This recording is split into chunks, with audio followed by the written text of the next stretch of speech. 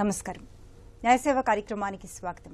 ఇవాళ మన అంశం లోక్ అదాలతులు న్యాయ సహాయం. ఈ అంశంపై సలహాలు సూచనలు అందించడానికి మనతో పాటు ఉన్నారు 15వ అదనపు judge city civil court Secunderabad Shrimati M Aruna గారు, అలాగే న్యాయవాది కె ప్రదీప్ కుమార్ గారు. వారి విలువైన సలహాలు సూచనలు స్వీకరిద్దాం. జడ్జి గారు, అసలు లోక్ అదాలతులను ఏర్పాటు చేయడం మనకు ముఖ్య ఉద్దేశం ఏంటి? యాజ్ పర్ కాన్స్టిట్యూషన్ మనకు రాజ్యాంగం ప్రకారం ఏంటి అని అంటే అందరికీ న్యాయం అందే విధంగా ఉండాలి. సో పేద ధనిక అనేసి ఏది తేడా లేకుండా డిజేబిలిటీస్ కారణంగా కానీ ఎవరికి న్యాయం అనేది అందకుండా అంటే డినై చేసే విధంగా ఉండకూడదు. అంటే జస్టిస్ టు ఆల్ అనే ఉద్దేశంతో మనకు యాజ్ పర్ ద కాన్స్టిట్యూషన్ రాజ్యాంగం ప్రకారం 39A అనేసి ఒక ఆర్టికల్ను 1976లో మనకు పరిచయం చేయడం జరిగింది. దాని ద్వారా 1976 అమెండ్మెంట్ ప్రకారము 39A అమెండ్మెంట్ అనేది వచ్చేసేసి ఈక్వల్ జస్టిస్ టు ఆల్ అంటే మనకు రాజ్యం అనేది జస్టిస్ అనేది అందరికీ ప్రొవైడ్ చేయాలి అనే ఉద్దేశంతో ఆర్టికల్ను ఇంట్రడ్యూస్ చేయడం జరిగింది. సో ఆర్టికల్ ఇంట్రడ్యూస్ చేయడం వెనుక ఏంటి అని అంటే directive principles of state policy అంటే ఎవ్రీ స్టేట్ అక్కడ ఉన్నటువంటి పేద ధనిక ఏది కానీ తేడా లేకుండా అందరికీ సమన్యాయం అందించాలనే ఉద్దేశంతో ఆర్టికల్ని ఇంట్రడ్యూస్ చేయడం జరిగింది. సో ఆర్టికల్ ప్రకారం ఏంటంటే న్యాయం ప్రతి ముంగిట్లోకి న్యాయం ఉచితంగా అందాలి. ఒక పేద అనేసేసి కానీ ఒక కమ్యూనిటీ అంటే అణగారిన కమ్యూనిటీ వాళ్ళైనా కానీ ఒక ఏదైనా డిజబిలిటీ ఉన్న కారణంగా కానీ వాళ్ళకి న్యాయం అందకూడదు అనేసి ఉండకూడదు. సో ఆ ఉద్దేశంతో ఏం చేశారంటే ఆర్టికల్ని ఇంట్రడ్యూస్ చేస్తూ మన లీగల్ సర్వీసెస్ అథారిటీ యాక్ట్ అని ఒక చట్టాన్ని, సెంట్రల్ యాక్ట్ ఇది, ఆ చట్టాన్ని తీసుకురావడం జరిగింది. ఆ చట్టం ప్రకారం ఏంటి అని అంటే అందరికీ న్యాయం అందాలి, అందరికీ న్యాయ సలహాలు సూచనలు ఇవ్వాలి. ఎందుకంటే పేదవాళ్ళు ఒక అడ్వకేట్ దగ్గరికి వెళ్ళేసేసి వాళ్ళను అప్రోచ్ చేసి ఫీజు కట్టి వాళ్ళకు అంత పే చేసి వాళ్ళ కష్టార్జితాన్ని వాళ్ళకి ఇచ్చేసేసి న్యాయ సలహా పొందే అవకాశం ఉండదు. కాబట్టి ఆ ఉద్దేశంతో ఏంటంటే 1987లో మనకు లీగల్ సర్వీసెస్ అథారిటీ యాక్ట్ అని ఒక సెంట్రల్ యాక్ట్ తీసుకొచ్చి దాని కింద మనకు ఇప్పుడు district legal services authorities, state legal services authorities, national legal services authorities అనేసి స్టేట్, నేషనల్, స్టేట్ అండ్ డిస్ట్రిక్ట్లో ఇది ఏర్పరచడం జరిగింది. దీని ప్రకారం ఏంటంటే ఉచిత న్యాయం అందరికీ అందించే ఉద్దేశం.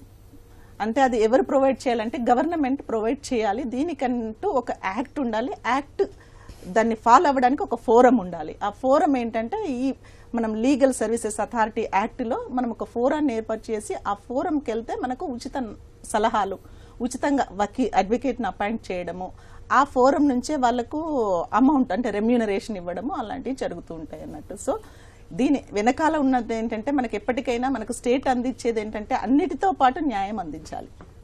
ప్రజలకు చాలా ముఖ్యమైనది ఏంటంటే న్యాయం. ఆ న్యాయం అందించాలంటే ఎక్స్పెన్సివ్గా ఉండకూడదు. జస్టిస్ అనేది అందరికీ సమానంగా ఉండాలి, అందరికీ అందేలా ఉండాలి, ముఖ్యంగా పేదవాళ్ళకి అందేలా ఉండాలి అనేది దీని ఉద్దేశం. ఓకే లాయర్ గారు, లోక్ అదాలతులు ఎక్కడెక్కడ ఉన్నాయి మన 2 తెలుగు రాష్ట్రాల్లో? చాలా మందికి ఒక డౌట్ ఉంటుంది, అసలు లోక్ అదాలతులు ఎక్కడున్నాయి, ఎట్లా సంప్రదించాలి అని. లోక్ అదాలతులు మన జడ్జి గారు చెప్పినట్టుగా 1987 act, legal services act under section 19 ప్రకారంగా లోక్ అదాలతులని ఏర్పరిచారు. దీని ముఖ్య ఉద్దేశం ఏంటంటే ప్రతి వ్యక్తికి న్యాయానికి దూరం కాకుండా ఉండే విధంగా, ఎందుకంటే ధనిక వర్గాలు మాత్రమే న్యాయానికి కోర్టుల ద్వారా ఎఫర్ట్ చేయగలిగేటువంటి అవకాశం ఉంటుంది. ప్రతి వ్యక్తి ఎవరికైతే న్యాయం కావాలనుకున్న వాళ్లకు free legal aid services act ప్రకారంగా లోక్ అదాలత్ అండర్ సెక్షన్ 19 ప్రకారంలో వారికి ఉచిత న్యాయాన్ని, ఇందులో ఎస్సీ, ఎస్టీ, మైనర్ చిల్డ్రన్, పిల్లలు, తర్వాత ఇండస్ట్రియల్ వర్కర్స్, మళ్ళీ తర్వాత ఏవైతే డిసాస్టర్ వాటిలలో జరిగినటువంటి విక్టిమ్స్ వారికి, మరియు ఉమెన్ ట్రాఫికింగ్లో కూడా ఉన్నటువంటి వాళ్లకు,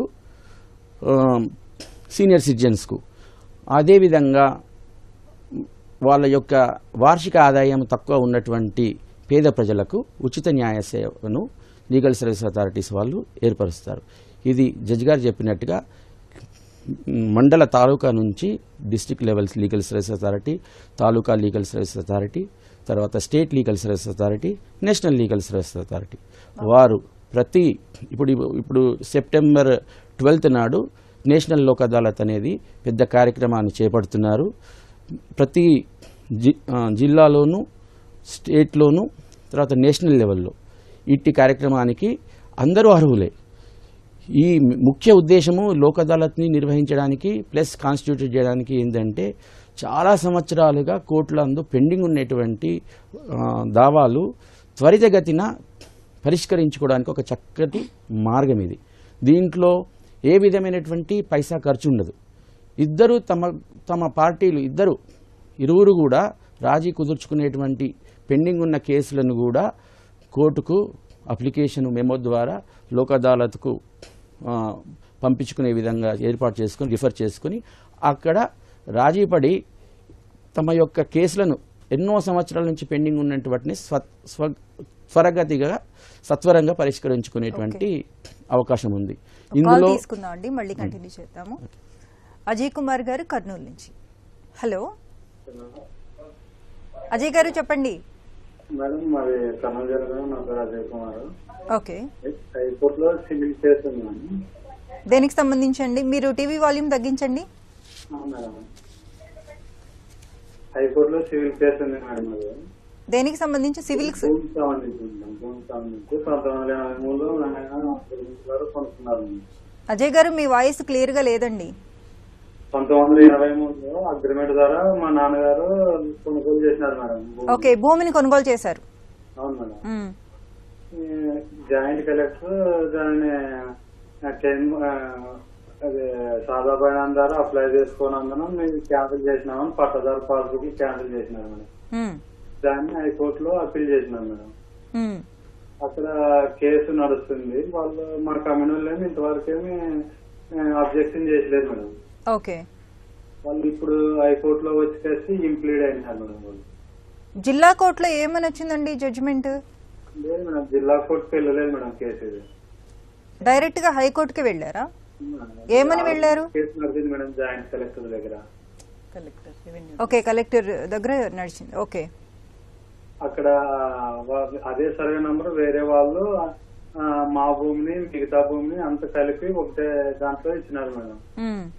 మా ఉన్న కాపీలన్నీ చూపిస్తే మీ అగ్రిమెంట్ ద్వారా కొనుగోలు చేసినారు, మేము దీన్ని డిక్లేర్ చేయలేము, మీరు కోర్టుకు వెళ్ళండి అని ఇచ్చినారు మేడం. ఓకే, ఇప్పుడు మేము కోర్టులో వేస్తే అక్కడ మాకు ఇంటర్వ్యూ ఆర్డర్ ఇచ్చింది మేడం. ఇప్పటికి అది 1983లో మా నాయన కొనుక్కున్నాడు మేడం అగ్రిమెంట్ ద్వారా. ఓకే, వరకు సాగులో మేమే ఉన్నాము. ఇప్పుడు కూడా సాగులో మీరే ఉన్నారా? మేమే ఉన్నాం మేడం. ఇంటర్వ్యూ అదే ఆర్డర్ కాపీ ఏమొచ్చిందండి? Interview order copy joint collector order ని పక్కన పెట్టేయండి అని ఇచ్చినారు మేడం. ఓకే జడ్జ్ గారు, ఇప్పుడు వాళ్ళు ఇంప్లీడ్ అయినారు మేడం. ఇంతవరకు ఎక్కడ ఓకే. అయితే ఇప్పుడు మీరంటే ఇది ఉద్దేశం ఏంటంటే కార్యక్రమం వచ్చేసి లోక్ అదాలత్లో పరిష్కారం, కేసుల పరిష్కారం, పెండింగ్ లో ఉన్న కేసెస్ కానీ లేదు అని అంటే కేసు వస్తుంది అనేసి అనుకున్నా కానీ మీరు ఒక పిటిషన్ ఇస్తే లోక్ అదాలత్లో మీకు రాజీ చేసి అంటే ఇరు పక్షాలను పిలిపించేసి రాజీ చేసేసి ఒక సెటిల్మెంట్ చేసి లోక్ అదాలత్ ఒక అవార్డు ఇస్తుంది. ఆ అవార్డు ఏంటి అని అంటే దాన్ని అప్పీల్ చేయలేము. దానికి అవార్డు అనేది నాట్ అప్పీలబుల్. ఓన్లీ ఎప్పుడు అని అంటే దాని మీద ఏదైనా ఫ్రాడ్ ఉంది అనేసి అన్నప్పుడు తప్ప లోక్ అదాలత్ అవార్డు అనేసి అప్పీలేట్ అవార్డు కాదు. సో దాంట్లో ఎగ్జిక్యూషన్ చేసుకోవచ్చు. మీకు ఏదన్నా అవార్డు పాస్ చేసినప్పుడు ఆ అవార్డుని తీసుకెళ్లి ఎవరన్నా డిజోబే చేస్తే అంటే ఎదుటి పార్టీ డిజోబే చేసినప్పుడు అది వేసేసి ఎగ్జిక్యూటింగ్ కోర్టులోకి వెళ్ళేసేసి ఎగ్జిక్యూట్ చేసే అవకాశం ఉంటుంది. మీ కేసులో ఏంటంటున్నారంటే రెవెన్యూ డివిజనల్ ఆఫీసర్ మీకు అక్కడ మీకు ఒక ఆర్డర్ పాస్ చేశారు, మీ టైటిల్ కు సంబంధించో ఏదో ఉంటుంది డిస్ప్యూట్. సో వాళ్ళు మీ పాస్బుక్స్ ను క్యాన్సిల్ చేసినప్పుడు మీరు అప్పీల్కి వెళ్లారు, హైకోర్టుకి వెళ్లారు. హైకోర్టుకి వెళ్ళినప్పుడు హైకోర్టులో మీ కేసు పెండింగ్ ఉన్నప్పుడు ఏ కోర్టులో వేశారు మీరు మళ్ళీ కేసు అనేది ఇక్కడ పాయింట్. ఏ కోర్టులో వేశారు? అప్పీల్ పెండింగ్ ఉన్నప్పుడు హైకోర్టులో మళ్ళీ లోయర్ కోర్టులో వేయడానికి లేదు.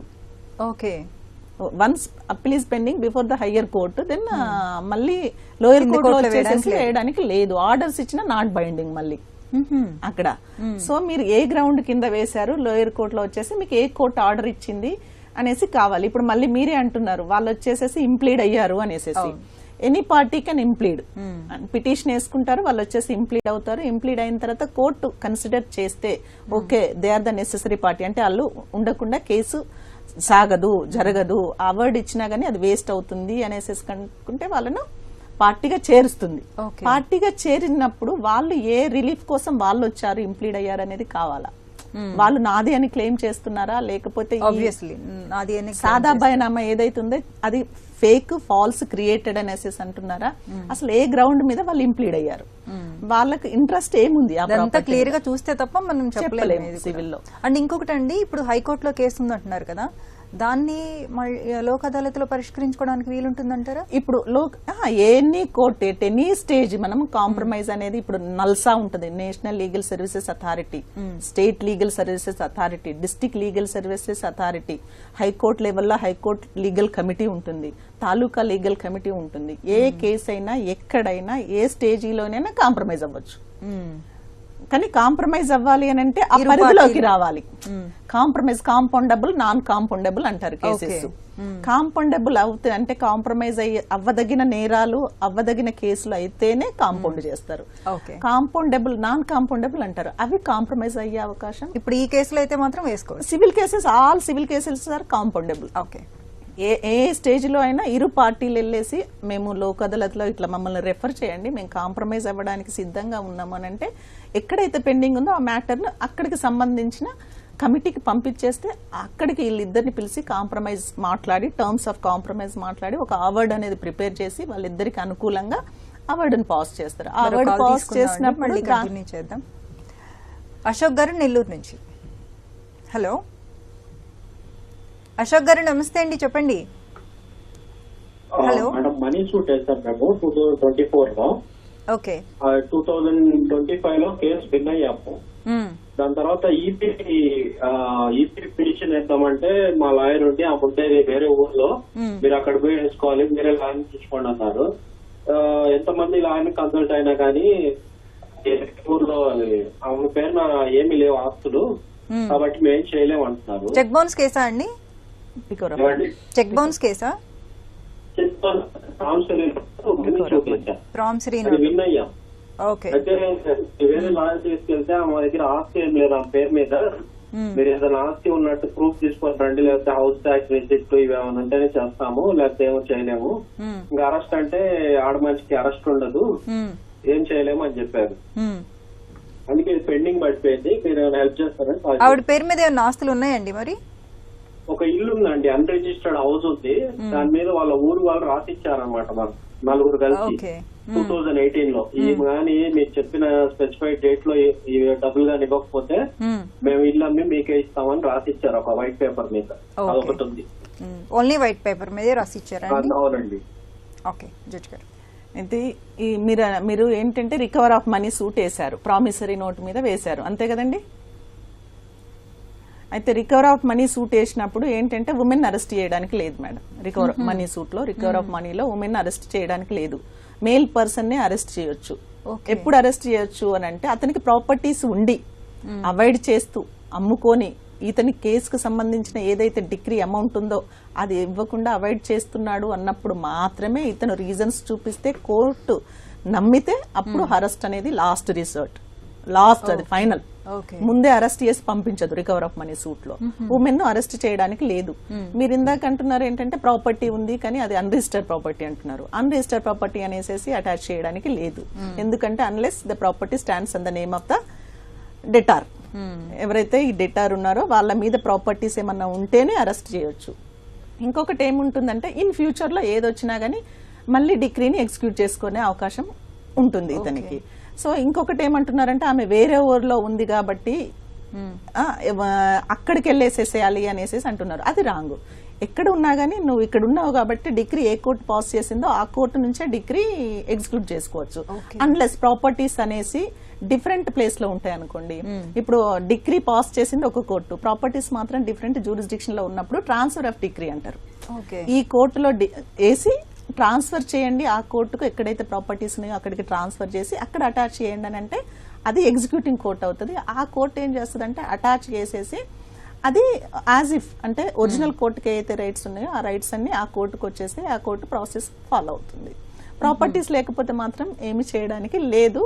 బట్ ఫ్యూచర్ లో వచ్చే ప్రాపర్టీస్ ఏమన్నా ఉంటే మళ్ళీ అగైన్ హీ కెన్ ప్రొసీడ్. ఇది పాత కేసు కదండి, మరి కొత్త ప్రాపర్టీస్ వచ్చినప్పుడు వేసుకోవచ్చు, అటాచ్మెంట్ ఎలా చేస్తారంటారు? అటాచ్ అప్పుడు లేదు, as on the date of passing of degree ఆమెకు ప్రాపర్టీస్ లేవు.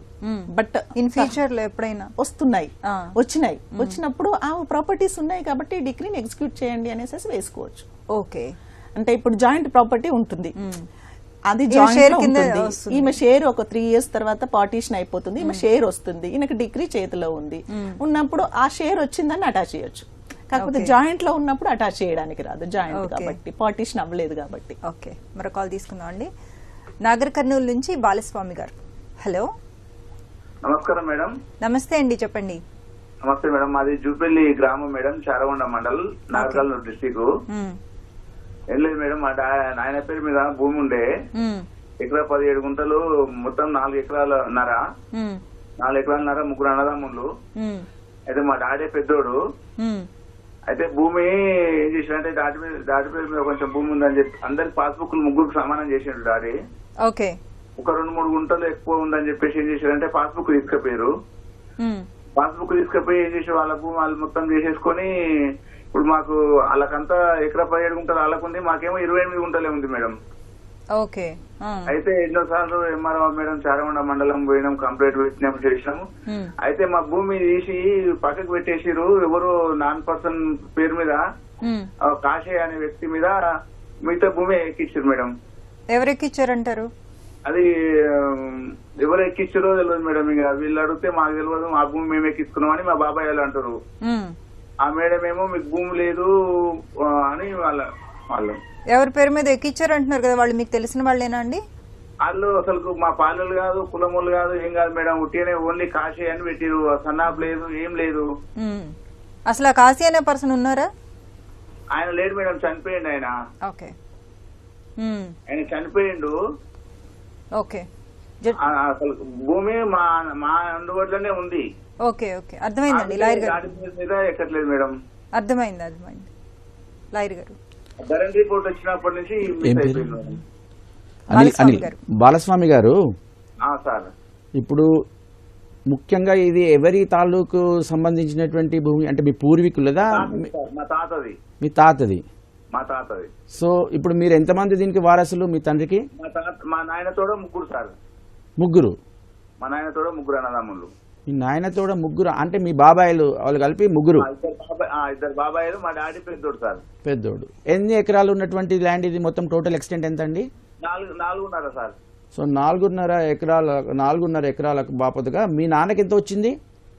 నాయనకు వచ్చేసి 28 గుంటలే ఉంది సార్. ఓకే, అసలు ఎంత రావాలా మీకు? ఒక ఎకరం 17 గుంటలు. 17 అంటే ఒక ఎకరా 17 గుంటలు రావాలి సార్ ఒక్కొక్కరికి. మీ బాబాయ్కి, మీ నాన్నకి, మీ నాన్న తరఫున 2 తమ్ముళ్లకు మొత్తం 3 కలిపి ఒక ఎకరం 17 గుంటలు రావాలి.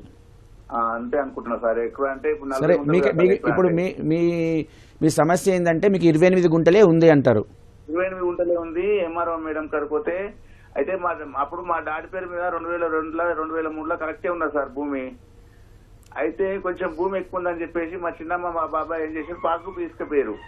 పాస్బుక్ తీసుకుపోయి వాళ్ళ భూమి వాళ్ళు ఎక్కించుకొని ఆ మిగతా భూమి పక్కకు తీసి పెట్టేసి 28 గుంటలు ఎక్కిచ్చేసారు. బాలస్వామి గారు వినండి సార్, దీంట్లో ఇప్పుడు ఈ ఉన్నటువంటి ఆక్యుపేషన్ లో మీరే ఉన్నారంటున్నారు దీంట్లో?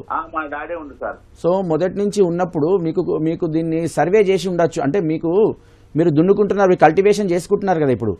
చేసుకుంటున్నాం సార్, వ్యవసాయం చేసుకుంటాం. పొజిషన్ లో మీరే ఉన్నప్పుడు దాని విస్తీర్ణము, దాని ఏరియా అనేది 28 గుంటలే ఉందా, దానికన్నా ఎక్కువ కూడా ఉందా? మాకు 28 అంటే భూమి ఉంది సార్. నేను నా ప్రశ్న అదే. మీకు పొజిషన్ లో ఉన్నటువంటిది మీ సమస్య ఓన్లీ డాక్యుమెంట్ కు సంబంధించిన సమస్యనేనా, లేకపోతే మీరు దున్నుకుంటున్నటువంటి ఆ భూమి 1 ఎకరం 17 గుంటలు మీ చేతిలో ఉందా? అది మీ పొజిషన్ లో ఉందా? ఉంది సార్, పొజిషన్. అయితే వినండి, మీరు ఇప్పుడు దీనికి ఎక్కువ బాధపడాల్సిన అవసరం లేదు. మీ పొజిషన్ లో మీకు మీ బాబాయిలతో పాటుగా మీకు కూడా 1 ఎకరం 17 గుంటలు మీ పొజిషన్ లో ఉన్నది కాబట్టి మీ భూమి ఏం మీకు పోలేదు, అవునా? సో అలాంటిది మీరు ఓన్లీ రిలీఫ్ ఆర్డీఓ గారి దగ్గరికి వెళ్ళి అందులో ఏదో ఎంట్రీస్లలో పాత ఎంట్రీస్లో ఏదైతే ఉన్నదో 4.5 ఎకరాల అనేది పట్టా పాస్బుక్లు అవి ఇంతకుముందు మీ తాతగారి పేరు మీద ఉండే కదా, కట్ అయిందండి చెప్పండి. సో అలాంటి దానికి మీకు ఓన్లీ పేపర్ డాక్యుమెంట్ పరంగానే మీకు దీంట్లో ఇది ఉంది, సమస్య ఉంది. మరో కాల్ తీసుకుందాం అండి. ప్రశాంత్ గారు తాడేపల్లిగూడ నుంచి. హలో మేడం నమస్తే మేడం. నమస్తే అండి చెప్పండి. మేడం మాకు 2013లో మ్యారేజ్ అయింది మేడం. మా మిస్సెస్ కి వాళ్ళ తమ్ముడు మా మిస్సెస్ మేడం వాళ్ళకి. అయితే వాళ్ళ నానమ్మ గారు ప్రాపర్టీ మా మిస్సెస్ కి ఇచ్చారు మేడం. వాళ్ళ తమ్ముడికో ప్రాపర్టీ మా మిస్సెస్ కో ప్రాపర్టీ ఇచ్చారండి. పొలం ఏమో మా మిస్సెస్ కి ఇచ్చారు, వాళ్ళ తమ్ముడికి ఏమో ఇంటి స్థలం ఇచ్చారు మేడం. నానమ్మ గారు అమ్మగారండి. అయితే ఇందులో ఏమైందంటే మేడం, పెళ్లికి మాది లవ్ మ్యారేజ్ మేడం. మా అత్తయ్య గారు మాతో ఏం చెప్పడం అంటే, నాకు అమ్మాయి ఒకటి అబ్బాయి ఒకటి కాదమ్మా, నేను సెట్ సమానం ఇస్తానని చెప్పారండి. మేము అసలు లవ్ మ్యారేజ్ కాబట్టి కట్నం కూడా ఏం తీసుకోలేదు మేడం. నేను మ్యారేజ్ అయిపోయి అప్పుడే మాకు 2013లో అయిందండి.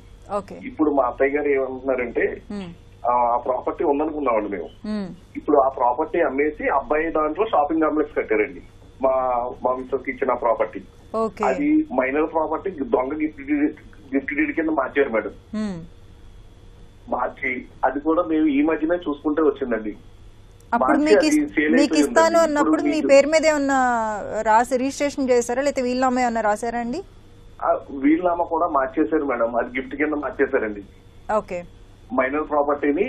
ఇప్పుడు గిఫ్ట్ డీడ్ లో ఎవరి సంతకాలు ఉన్నాయంటారు? అందులోని మా మామయ్య గారు వాళ్ళ అన్నదమ్ముల సంతకాలు ఉన్నాయి మేడం. ఓకే, మరి అది మార్చి ఇప్పుడు మీకు ఏ విధమైన హక్కు లేదు, కనీసం ప్రాపర్టీకి డాక్యుమెంట్ సంబంధించిన ఒక చిన్న జిరాక్స్ కూడా మా దగ్గర లేదండి.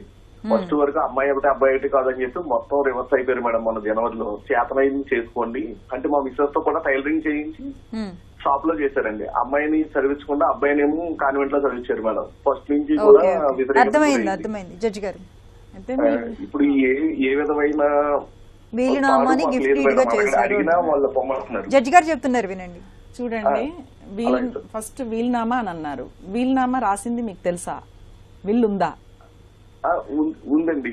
విల్ తర్వాత విల్ అనేది ఏంటంటే మేడం, విల్ కు గిఫ్ట్ కు తేడా అంటే ఏంటి అని అంటే, విల్ అనేది చనిపోయిన తర్వాత ఆపరేట్ అవుతుంది. గిఫ్ట్ ఉన్నప్పుడు ఇద్దరు కన్సెంట్ ఉండాలి. వీళ్ళు ఏంటంటే మైనర్ అంటున్నాడు. మైనర్ గిఫ్ట్ అనేది మేజర్ అయిన తర్వాతనే అమ్మడం కానీ కొనడం కానీ చేంజ్ చేయడం కానీ జరుగుతుంది. అంటే మైనర్ కు గార్డెన్ ఎవరున్నారు? నేచురల్ పేరెంట్సా లేకపోతే ఇంకా అదర్స్ ఎవరన్నా ఉన్నారా? గార్డెన్ ఎవరన్నా ఉండొచ్చు, నేచురల్ పేరెంట్స్ కూడా ఉండొచ్చు. మరి పేరెంట్స్ ఉన్నప్పుడు మైనర్ ఉన్నప్పుడు ఇది అమ్మేశారా, చేంజెస్ ఏమన్నా చేశారా? అందులో ఇది కూడా ఇంపార్టెంట్ ఏంటంటే, మైనర్ యొక్క అంటే బెనిఫిట్ సంబంధించింది ఏదైనా చేయొచ్చు. ఓకే, మైనర్ కి ఇప్పుడు అక్కడ ప్లాట్ ఉంది, ఒక అగ్రికల్చర్ ల్యాండ్ 1 ఎకర్ ఇచ్చారు, అది ప్లాట్స్ చేయడం వల్ల ఇంకా బెనిఫిట్ అవుతుంది, చేయొచ్చు నేచురల్ గార్డెన్. కానీ మైనర్ బెనిఫిట్ కి భంగం కలిగే విధంగా ఏది చేయడానికి వీలు లేదు. సో మైనర్ మేజర్ అయిన తర్వాతనే చేయాలి. ఇప్పుడు మైనర్ మేజర్ అవ్వక ముందే ఇవన్నీ ఒకవేళ కన్స్ట్రక్షన్ చేసి ఉంటే, వాళ్ళ బావమరిది ఎవరు, వాళ్ళ భార్య వాళ్ళ బ్రదరు చేసుంటే, ఒకవేళ ఆయన పేరు మీద మార్పు చేసేసుకుని ఉంటే, ఇవన్నీ ప్రూవ్ చేసుకుని వెళ్ళి కోర్టుకు అప్రోచ్ అయ్యేసి కేసెస్ వేయాల్సిందే అంతే. ఇప్పుడు దీంట్లో ఏంటంటే గిఫ్ట్ ఉంది అని అంటున్నారు, విల్ ఉందని అన్నారు. ఫస్ట్ విల్లు తర్వాత ఆమె బతికుండగానే మళ్ళీ గిఫ్ట్ చేసుంటారు కదా. గిఫ్ట్ అంటే బ్రతికుండంగా చేయాల్సిందే. మళ్ళీ గిఫ్ట్ అది క్యాన్సిల్ చేసేసిన తర్వాత మళ్ళీ గిఫ్ట్ చేశారా? గిఫ్ట్ చేసిన తర్వాత మైనర్ ఉన్నప్పుడు కన్స్ట్రక్షన్ చేశారా, మేజర్ అయినాక చేశారా? ఓకే, మేజర్ అయినాక చేస్తే ఈమె కన్సెంట్ ఉందా? ఈమె కన్సెంట్ తోనే చేశారా?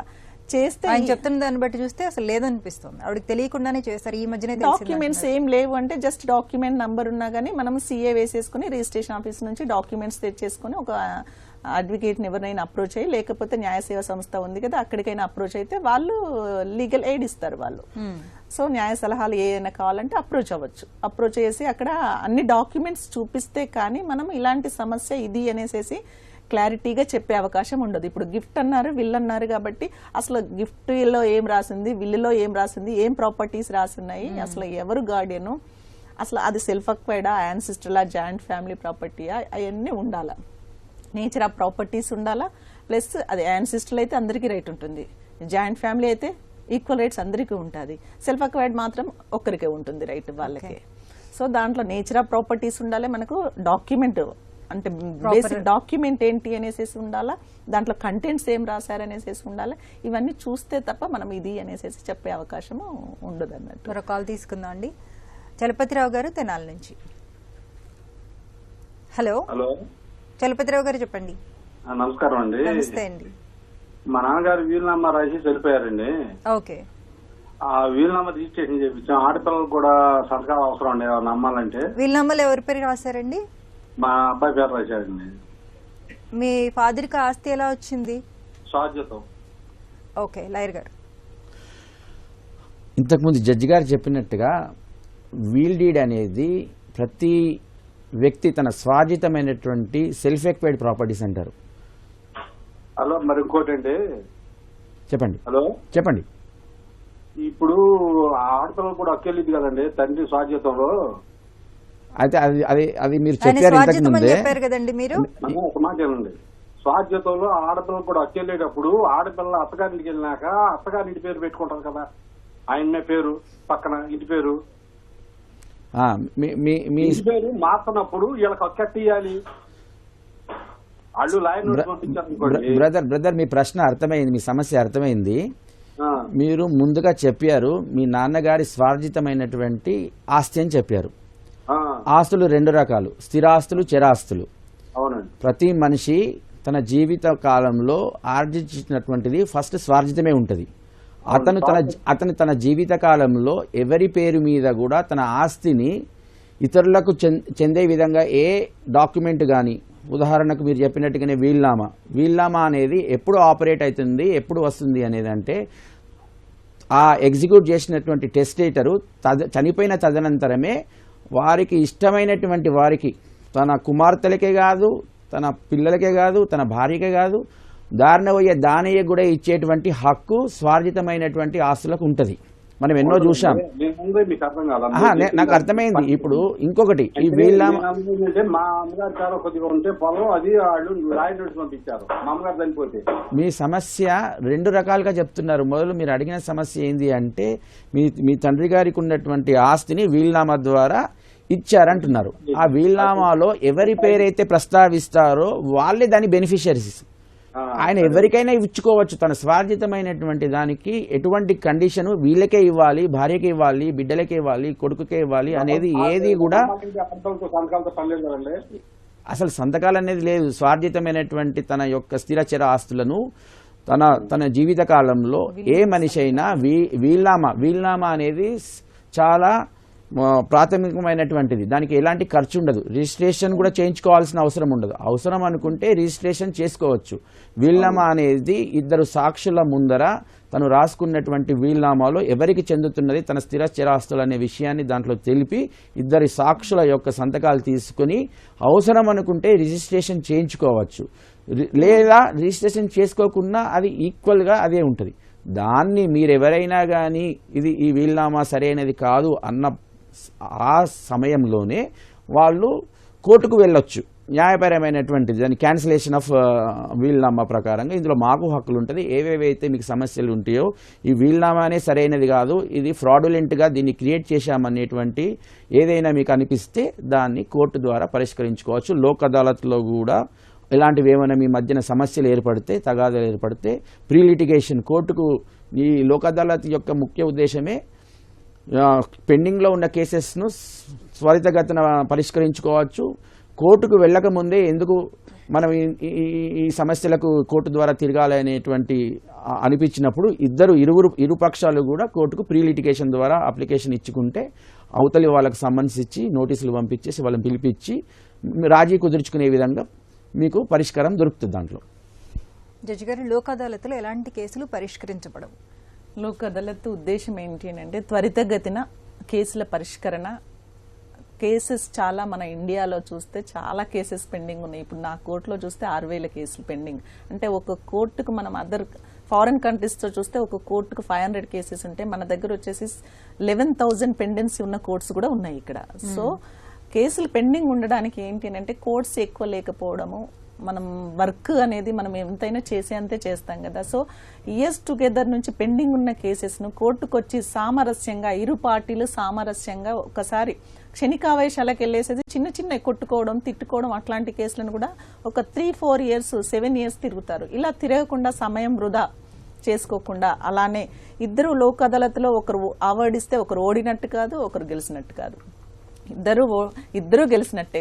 కాబట్టి లోక్ అదాలత్లు అనేది ఎవ్రీ మంత్ 3 months ఒకసారి కండక్ట్ చేస్తున్నారు. అక్కడికి వచ్చి మీ సమయాన్ని సద్వినియోగపరిచి మీ ఉన్న ఏంటంటే మీకున్న రిలేషన్షిప్ బ్రేక్ అవ్వదు దానివల్ల. అలా సమస్యలను పరిష్కరించుకొని మంచిగా హ్యాపీగా బతకాలని లోక్ అదాలత్లో సమస్యలు పరిష్కరించుకోవాలని కోరుతూ మీకు అందరికీ ప్రజలకు ఎవరైతున్నారో ఈ 12వ తారీఖు వచ్చే నెల 12వ తారీఖు November 21st కూడా ఉంది లోక్ అదాలత్, సద్వినియోగపరచుకోవాలని కోరుతున్నాను. థ్యాంక్ యూ సో మచ్ అండి. ఇప్పటి వరకు మనం లోక్ అదాలత్లో న్యాయ సహాయం అంశంపై సలహాలు సూచనలు స్వీకరించాం. వచ్చే శనివారం 9:30 కార్యక్రమంలో మళ్ళీ కలుసుకుందాం. అంతవరకు సెలవు. నమస్కారం.